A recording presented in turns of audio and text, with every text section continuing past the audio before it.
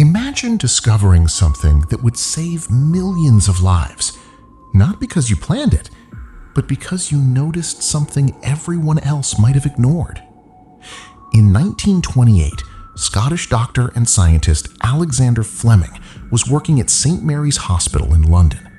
His work involved studying bacteria and finding ways to fight dangerous infections. One day, Fleming returned from vacation and began examining the bacterial cultures he had left in his laboratory. As he looked at one of the dishes, he noticed something unusual. A mold had accidentally grown inside the dish. Normally, a contaminated experiment would simply be thrown away, but Fleming stopped and looked more closely.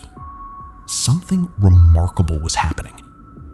Around the mold was a clear area where the bacteria were not growing. The mold appeared to be producing a substance that was stopping the bacteria from multiplying.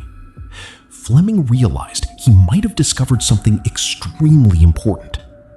He identified the mold as belonging to the penicillium group and named the antibacterial substance it produced penicillin.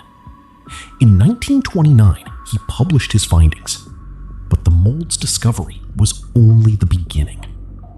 The challenge was turning penicillin into a medicine that could be purified, produced in large quantities, and given safely to patients.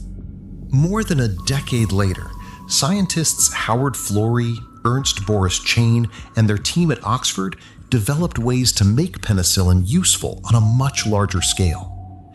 During World War II, penicillin became an incredibly important treatment for bacterial infections and helped save countless lives. So, who discovered penicillin?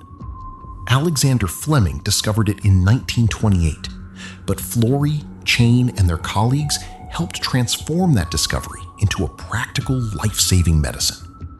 And perhaps the greatest lesson is this: sometimes a breakthrough is hiding inside what looks like a mistake. Fleming didn't simply see a contaminated petri dish. He saw something worth investigating, and that observation changed the history of medicine.